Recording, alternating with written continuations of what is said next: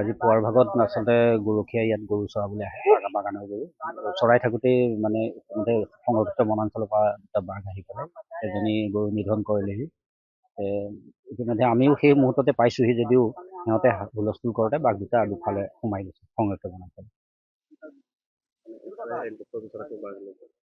তেনেকৈ আমাৰ সংৰক্ষিত বনাঞ্চলত এনে বাঘ ঘূৰা পকা আমি খোজ পাওঁ, কিন্তু প্ৰত্যক্ষ কৰা নাছিলোঁ। আজি আমি স্বচকুৰে প্ৰত্যক্ষ কৰিছোঁ। বাঘকেইটা যাতে জনাঞ্চললৈ নাহে, আমি ইয়াত নিয়মীয়া যিটো টহলদাৰী, সেই টহলদাৰীৰ ব্যৱস্থা কৰিম যাতে জনাঞ্চলত আহি জনসাধাৰণক ক্ষতি নকৰে। বাঘ গৰু মাৰোঁতে 2 নম্বৰ বাগান বুলি কয়, কলিয়াবৰ চাগৈ গৰু মাৰি 10টাৰ ভিতৰত নাইছে।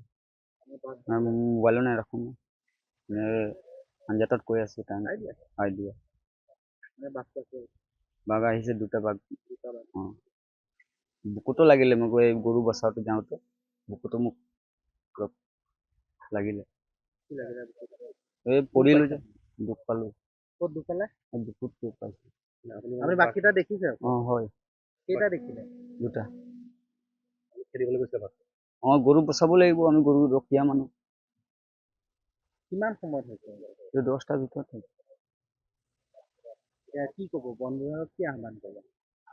এতিয়া আমি কি ক'ম আৰু, বচাওঁতে গৈছোঁ তেতিয়া মই মৰিব নাই নহয় তাক। এতিয়া তাক বচালে মোক মাৰি দিয়ে তেতিয়া। সেইকাৰণে আৰু তাক মাৰি দিলে যেতিয়া আৰু কি ক'ম আৰু। পলাই গুচি আহিলে? পলাই যোৱা নাই, মানে তাক খেদিলোঁ, চোঁচৰাই লৈ গৈ আছিলে।